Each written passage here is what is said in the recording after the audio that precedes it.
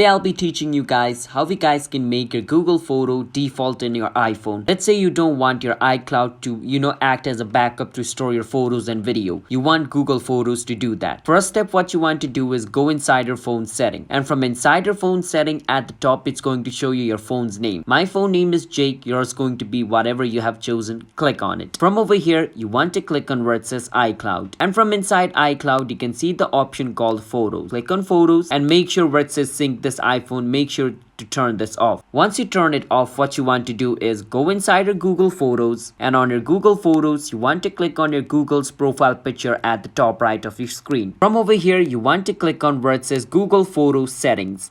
Click on Google Photos Settings, and the first option where it says backup, click on it and make sure backup is on. Once you turn backup on, every single thing which is on your gallery is going to be backed up on Google. So it might take a bit of time, but that's how we guys can change your Google photo into default on iPhone. So if you guys found our video helpful, then hit the subscribe to our channel one step. I'll see you guys next time.